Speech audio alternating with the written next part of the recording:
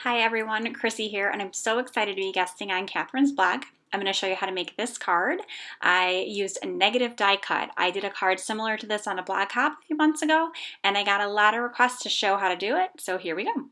So all I did is I cut a panel to 4 by 5 1/4 out of white cardstock, and I just laid the die down. What I like to do is I like to kind of lay out my dies and stamps before I cut or before I stamp, just so I kind of have an idea of what it's going to look like. So once I kind of had that all in place, I just went ahead and I die cut it. So I did that off camera, and I did speed up this video. I really don't craft this crazy fast. And then I just kind of made some pencil marks up in the corner so I knew where to mask off. I didn't want the ink to get on the edges of the card. This is the base of the card. It's a 4 1/4 by 11 piece of cardstock, and it's scored at 5 1/2. So it's a top folding card. So I just used some micropore tape. You can use Post-it tape, or you could even probably just use like washi tape, anything that's repositionable. And I just masked off the area that would be like the outside. So then that way none of the ink got on there. That would just look really messy. So I grabbed 2 of my favorite Catherine Pooler inks. Who am I kidding? I love them all. I can't pick a favorite. It's impossible. I used a Grass Skirt and Flirty Fuchsia. And I just kind of blended these two together.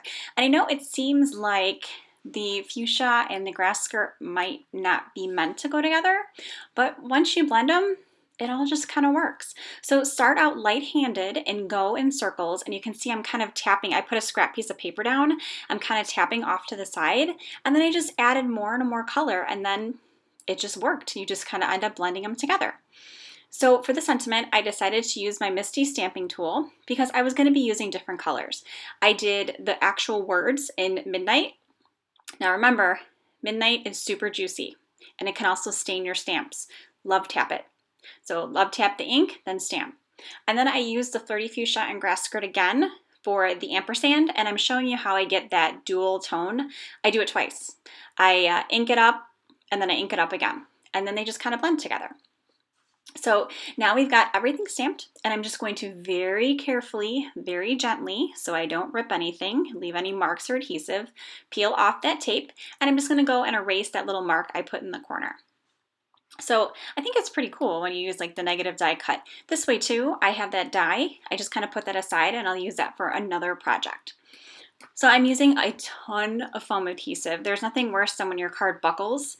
You definitely don't want any kind of weird buckling happening, especially if you send it through the mail, because as we know, you send stuff through the mail and it goes through a lot to get to the recipient.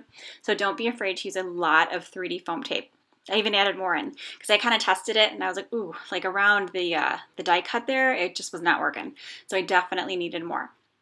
So now it's nice and sturdy, nothing's gonna buckle, everything's stuck together perfectly, and those foam squares, they really stick, so it's not going anywhere. So then to finish everything off, I just added some sequins. I just squirted some glue. I have some glue that dries clear into a paper towel, and then I just kind of dip the sequins in, and then I rub them off on the paper towel so there's no excess glue. It just works for me. So thanks so much. I'm so glad that you watched this video, and keep checking Catherine's blog. Thanks.